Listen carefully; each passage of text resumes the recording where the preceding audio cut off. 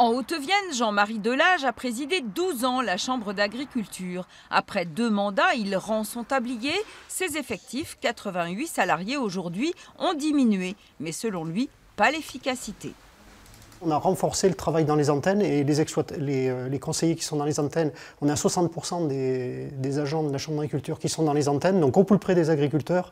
Donc on a gardé la proximité, quoi, je veux dire, et ça c'était un choix départemental et qu'on a plutôt bien réussi et je crois que c'est important de pouvoir le maintenir pour l'avenir. La Chambre d'agriculture, relais de la politique agricole, est aussi un outil de diagnostic, d'anticipation, de formation pour les agriculteurs et tout ce qui tourne autour. Un rôle crucial qui, pour la FDSEA, syndicat majoritaire, s'est traduit par du concret. La Chambre d'agriculture a accompagné des projets, notamment avec des SAS qui se sont montés pour mettre du photovoltaïque sur des bâtiments, pour apporter du logement de bâtiments à des agriculteurs qui en avaient besoin. Aujourd'hui, on accompagne aussi tous les agriculteurs quand ils ont besoin par rapport à faire leur déclaration PAC notamment. Certains sont accompagnés aussi, font le choix de faire appel à la Chambre d'agriculture pour des suivis parcellaires.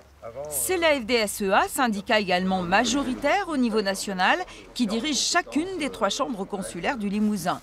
Une hégémonie de trop longue date, estime un syndicat rival, la coordination rurale. C'est la FDSEA qui a tous les leviers en main, parce que quand vous avez la Chambre, vous avez accès à tous les financements et vous êtes aussi l'interlocuteur privilégié des pouvoirs publics. De surcroît, les gens qui siègent à la FDSEA ont tous des responsabilités dans la MSA, dans des banques, dans les services qui peuvent exister, qui sont autour de l'agriculture, les filières, aussi bien d'amont que d'aval, et en particulier coopératives. Même s'il a changé, le mode de scrutin est toujours majoritaire. En Haute-Vienne, la coordination rurale n'avait que 4 élus sur 21 et la Confédération paysanne, elle, que 2 élus. Pour ce 3e syndicat, parmi les dossiers importants des années à venir, la reprise des fermes, véritable souci en Limousin. Dans les 10 ans à venir, la moitié des électeurs vont être confrontés à la problématique de la transmission. Il va falloir leur proposer des repreneurs. Et que ces repreneurs, pour relier ça à la formation, vont devoir eux aussi être formés, savoir dans quelle direction ils vont devoir travailler, comment ils vont pouvoir commercialiser leurs produits, où est-ce qu'ils vont pouvoir faire du bénéfice, parce qu'on ne peut pas imaginer installer des gens s'il n'y a pas un bénéfice derrière.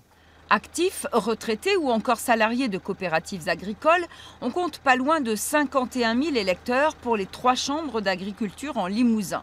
Quand on sait qu'un électeur, c'est souvent une famille entière, on mesure combien le monde rural a encore du poids ici. Et c'est particulièrement vrai en Creuse, où la proportion de votants, plus de 14 300, est la plus forte par rapport à la population globale.